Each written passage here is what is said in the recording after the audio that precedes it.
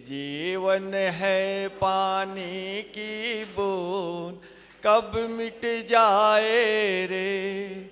होनी अनहोनी होनी अनहोनी, कब क्या घट जाए रे। जीवन है पानी की बूंद, कब मिट जाए रे। जीवन है पानी की बूंद, कब मिट जाए रे।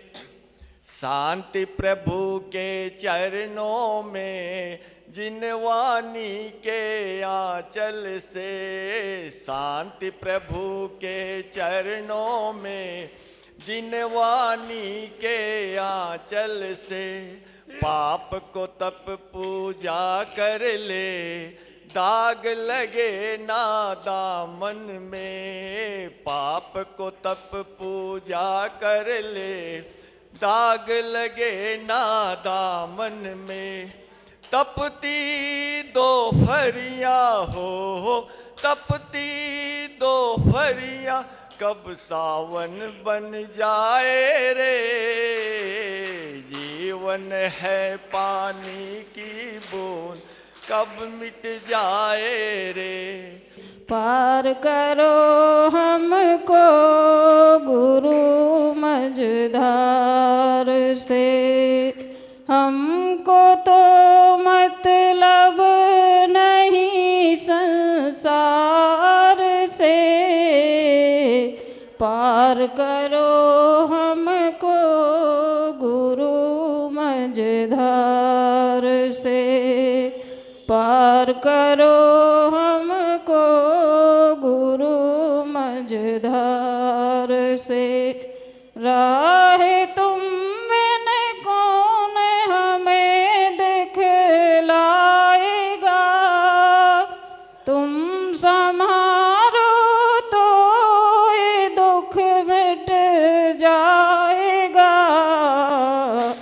खाली ना जाएंगे अब इस द्वार से, पार करो हमको गुरु मझधार।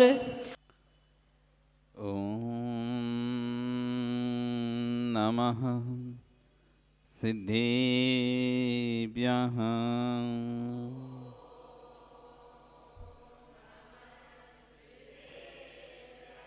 ओम नमः सिद्धेभ्यः।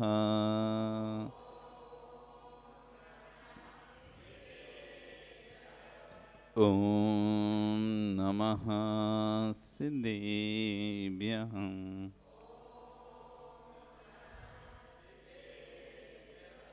मोक्षमार्गस्य नीतारं भेतारं कर्मभूभृतां, ज्ञातारं विश्वतत्त्वानां, वन्दे तद्गुणलब्धः। वन्दे तद्गुणलब्धः। वन्दे तद्गुणलब्धः। नमो अरिहन्ताणं, नमो सिद्धाणं, नमो आयरीयाणं, नमो वज्रायाणं, नमो लोये सव्यसाहुणं। बोलिए अनंत अनंत से परमेष्ठी भगवानी की, आदिरम आदिनाथ भगवानी की, वर्तमान शासन महावीर भगवानी की, आचार्य उमा स्वामी महाराज जी की, आचार्य गुरु विश्व सागर जी महाराज जी की, अहिंसा में विश्व धर्म की।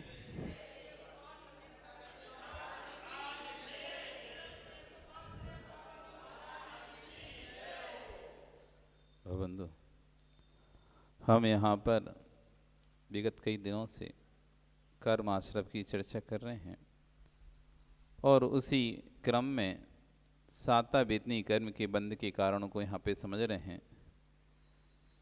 जिस कर्म के उदय के आने पर हम शांति से एक स्थान पर बैठ पाते हैं, जिस कर्म के उदय आने से हम भोग सामग्री के भोग का अनुभव कर पाते हैं। बाकी भोग तो सभी करते हैं, लेकिन शांति से वेदन कम लोग कर पाते हैं। भोजन तो सभी करते हैं, लेकिन भोजन का आनंद कम ही लोग ले पाते हैं। पेट सब भरते हैं, भोजन सब करते हैं, आप भी कर रहे हैं, हम भी कर रहे हैं, सभी लोग कर रहे हैं, लेकिन भोजन के आनंद को सभी नहीं ले पा रहे हैं। भोजन करना भिन्न विषय है और भोजन करके शांति का वेदन करना भिन्न विषय है। एक व्यक्ति वह है जो भोजन तो कर रहा है, लेकिन इसे खुद ही नहीं पता कि वो क्या खा गया, क्या खा रहा है, क्या नहीं खा रहा। अपने काम के साथ साथ उसको खाता चला जा रहा है, भोजन को करता चला, अथवा जल्दीबाजी में बहुत जल्दी है, कहीं जाना है और भोजन करना है, फटाफट जल्दी 2 रोटी दो, जल्दी खा के जाते हैं, मतलब भोजन का भी आनंद नहीं ले पाता। क्यों? सातक उदय नहीं है। जिसके सातक उदय चलता है ना, वो शांति से बैठ के भोजन करता है। जिसके सातक उदय चलता है ना, शांति से बैठ के प्रवचन सुनता है। जिसका सातक उदय चलता है ना, शांति से बैठ कर नहीं, शांति से भगवान का अभिषेक और भगवान की पूजन आदि करता है।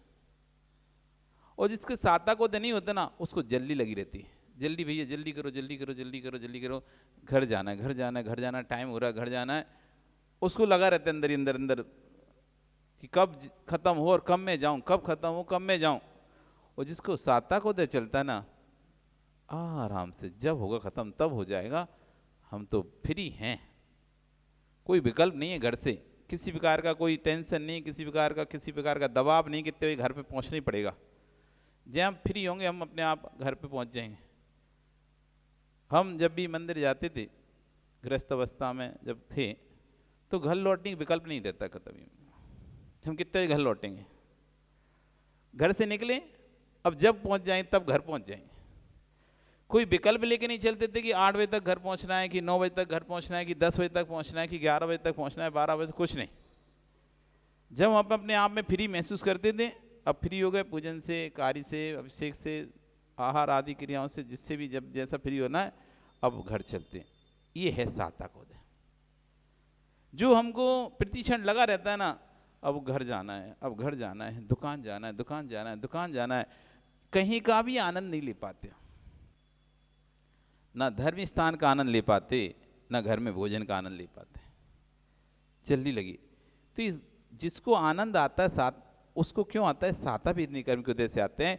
वो साता विधि कर्म को कह रहे थे कल भूत अनुकंपा, प्राणी मात्र पर जिसके अंदर दया का परिणाम होता है, प्रत्येक जीव के प्रति जिसके अंदर करुणा बुद्धि होती है, एक इंद्री से लेके पंचेंद्री तक के प्रति, मात्र पंचेंद्री मनुष्यों के लिए नहीं, पंचेंद्री त्रियंशों के लिए नहीं, नाली के कीड़े के ऊपर भी जिसकी दया भाव है, नाली का कीड़ा भी जिसको लगता है कि ये भी ना मर जाए, उसकी भी रक्षा का भाव जिसके अंदर होगा।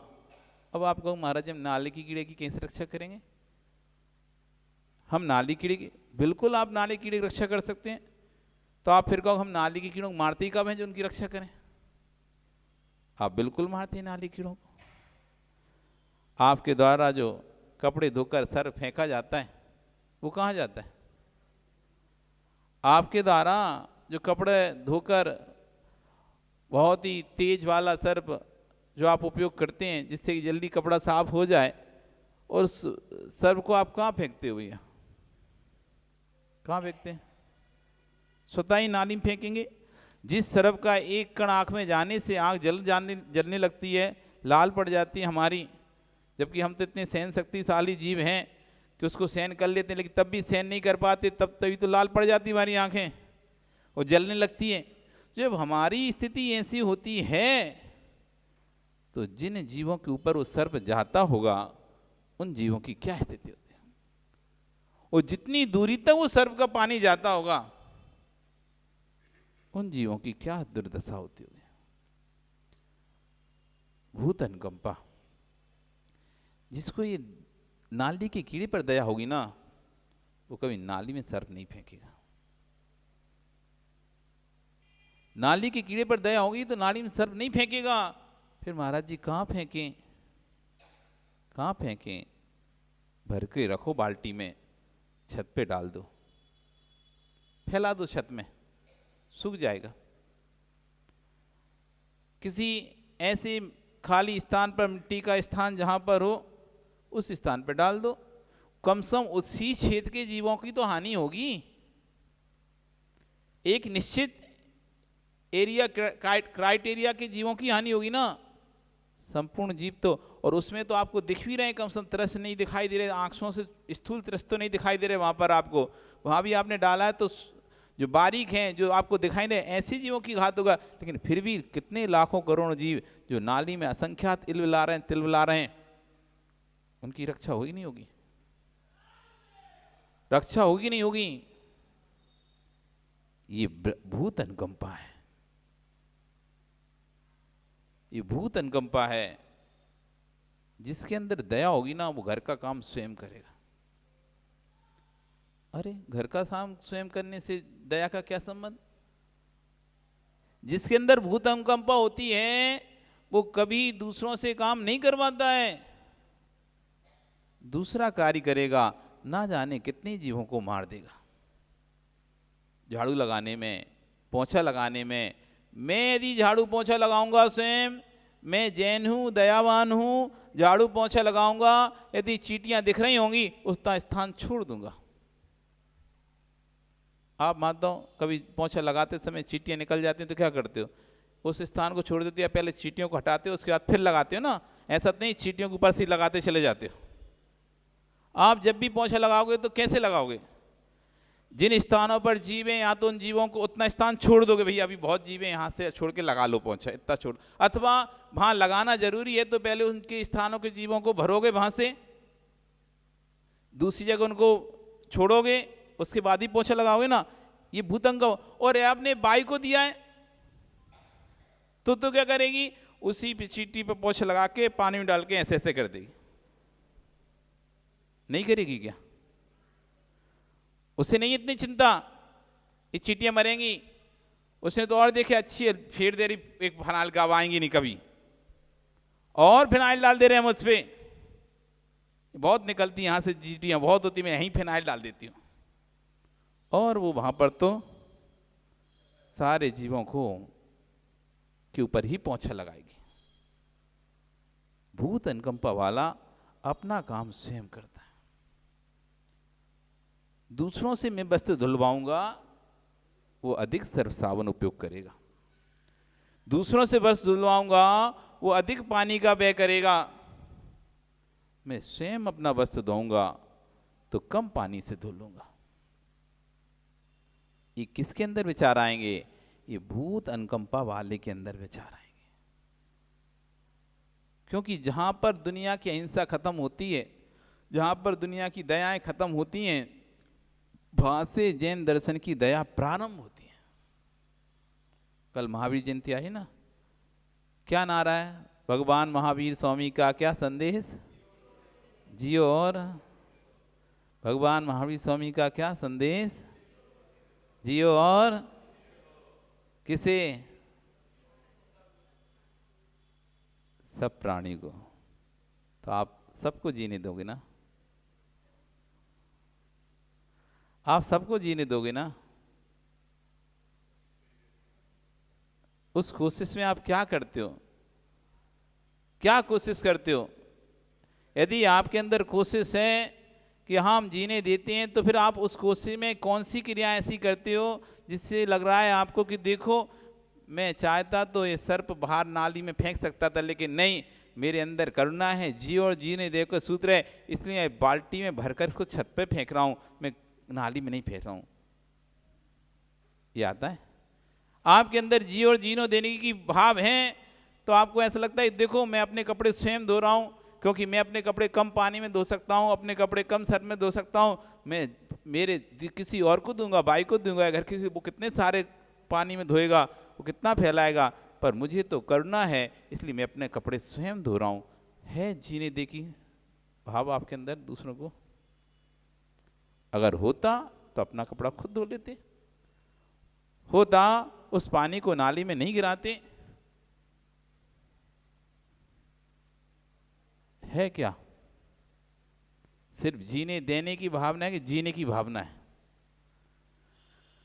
हम अपने जीने के लिए जिसके भी प्राण ले सकें ले लेते हैं, कहते ऐसा है जियो और जीने दो, लेकिन वास्तव में ऐसा है नहीं है। हम इतने सुख भोगी हो गए हैं, हम इतने भोग विलासता में जा चुके हैं कि अपने भोगों की पूर्ति के लिए किसी के यदि प्राण भी जाएंगे तो हम पीछे नहीं रहेंगे। ऐसे कितने प्रसाधन आते हैं सौंदर्यता के, जिसमें आपको पता रहता है कि ये चीज शुद्ध नहीं है, तब भी अपनी देह की सुंदरता के लिए उनको उपयोग करते हैं कि नहीं करते? उनको उपयोग करते ही नहीं करते? नहीं है, बस शब्दों का धर्म है हमारा, शब्दों का धर्म है। जियो और जीने दो हमारे सिर्फ नारों में ही है, नारों में ही है, भावों में नहीं है। हम सिर्फ उन्हीं को जीने देने का अधिकार देते हैं जो बोल सकते हैं, हम उन्हीं को ही जीने देने का अधिकार मानते हैं जो बोल सकते हैं, अपना प्रतिक्रिया कर सकते हैं, अपना बचाव कर सकते हैं, अपना विरोध दर्ज कर सकते हैं। हम कहते देखो हम जियो और जीने दो के अनुयायी हैं, हम किसी को मारते नहीं हैं। आप किसको नहीं मारते? आप सिर्फ उसी को नहीं मारते जो अपना प्रतिकार कर सकता है। जो अपना प्रतिकार नहीं कर सकते, ऐसे एक इंद्रिय से लेके 4 इंद्रिय तक के जीवों पर कभी आता है कि ऑल आउट नहीं लगाऊंगा, क्योंकि मैं तो जियो और जीने दो का सूत्र अपनाता हूं। मैं तो भूत अनुकंपा वाला हूं, मैं तो जियो और जीने दो का सूत्र अपनाता हूं, मैं भी जीऊंगा और इन मच्छरों को भी जीने दूंगा। तब तो ऐसा हाथ जाता, एक मच्छर क्या एक बूंद खून ही पिया था उसने, और तुमने उसके पूरे प्राण ले लेते हो। ऐसा जोर से हाथ पटकते हो और भाई उसका मसल कर खून पिया था ना निकाल देते हो। एक बूंद खून के चक्कर में प्राण ले लेते हो और नारा देते हो जियो और जीने दोगा। एक बूंद खून कितना पेट होता है इसका? कितना होता है?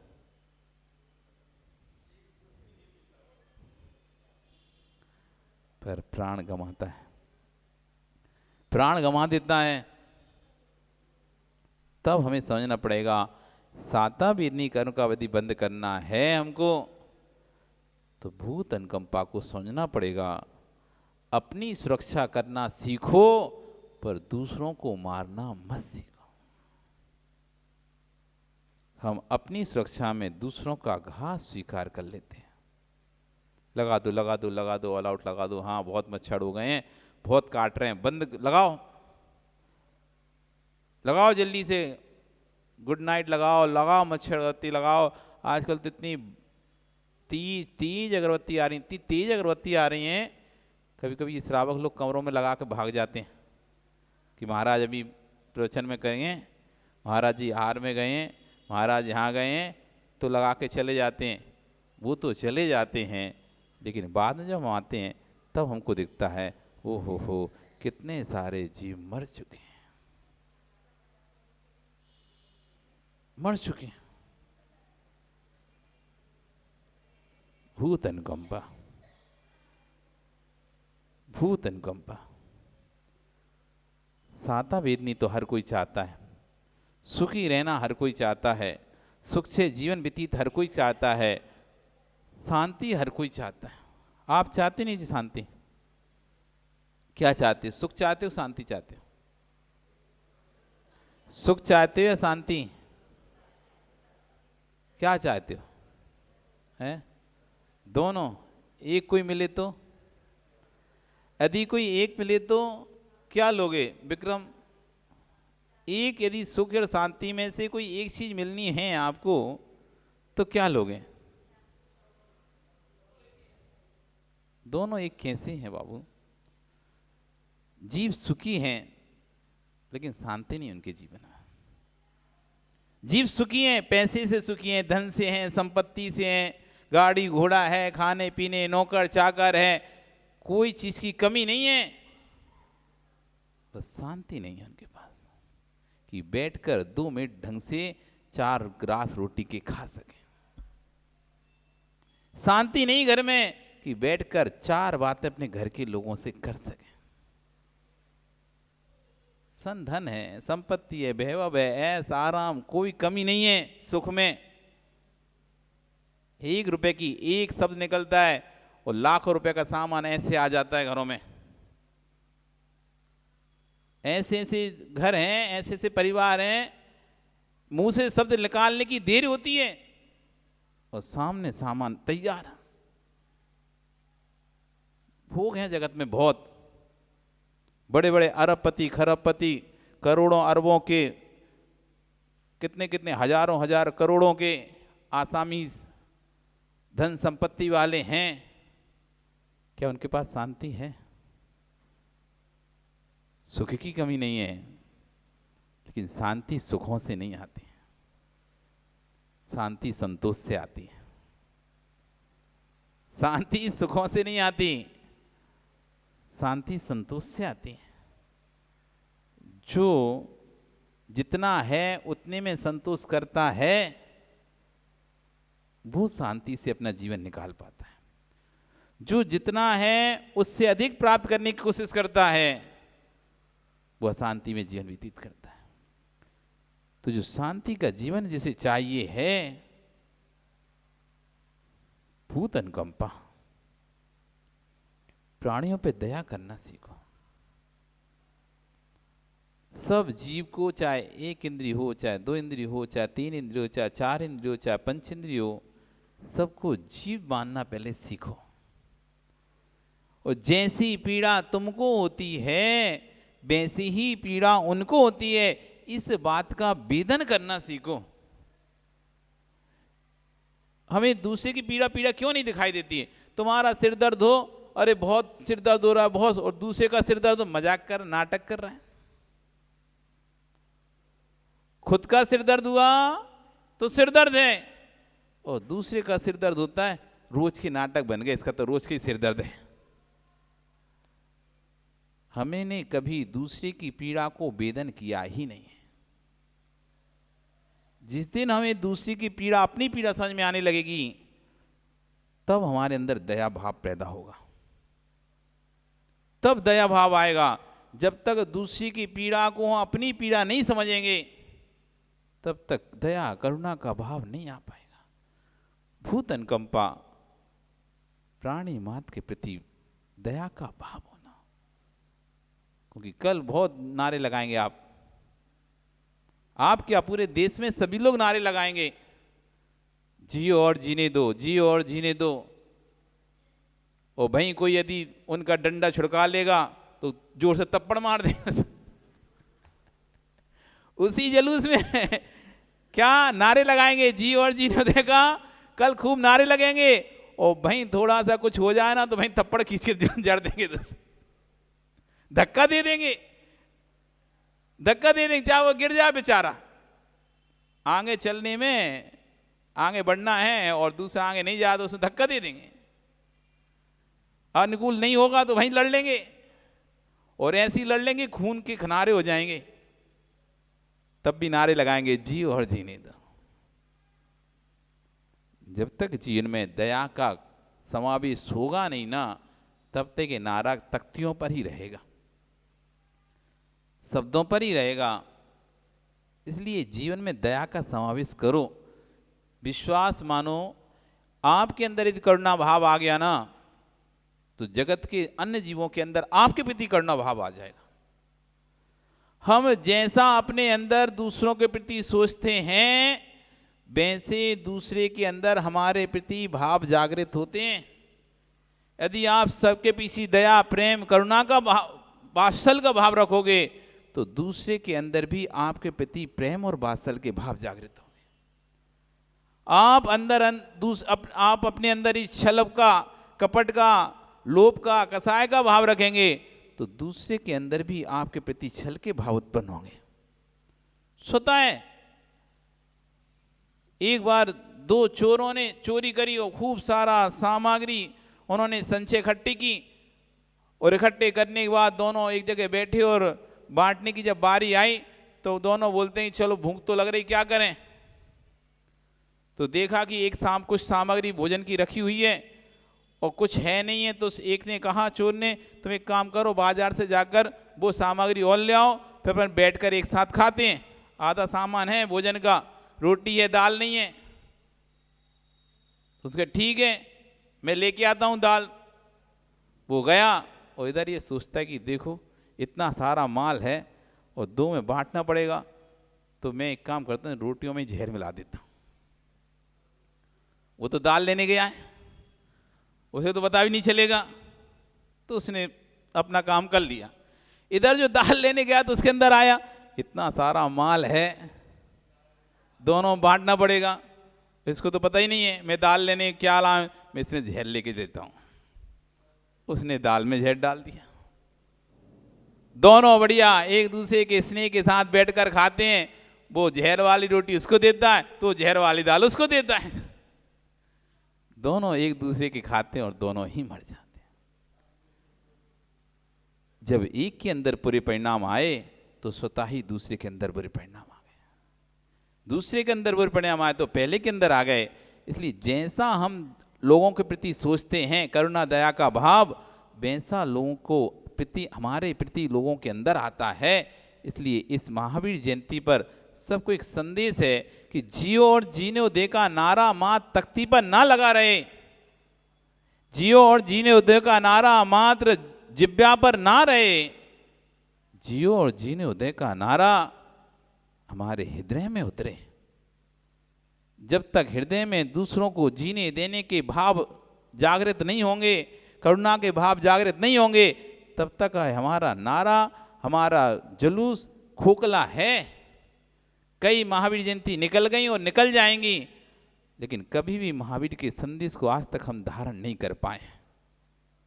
महावीर के संदेश को धारण करने वाला वही होगा जो अपने जीवन में इस महावीर जयंती पर कुछ बदलाव लाएगा और एक ऐसा नियम, एक ऐसा संयम जिससे कि जीव रक्षा होगी।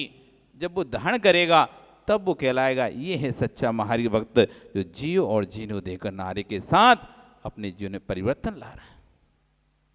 आपका समय कल फिर आओगे, पर्या रही तो हम सब बहुत अच्छे भावों के साथ उन वर्तमान शासक नायक वर्धमान महावीर स्वामी का, जिन्होंने इस जगत को 5 सूत्र दिए, अहिंसा, औचौर्य, सत्य, अपरिग्रह और ब्रह्मचर्य, उन 5 पर हम चर्चाएं करेंगे और उनके प्रभावना करेंगे कि देश इन सूत्रों को जाने और उन पर उनके अनुसार अपना विकास करे। बोलिए भगवान महावीर स्वामी की।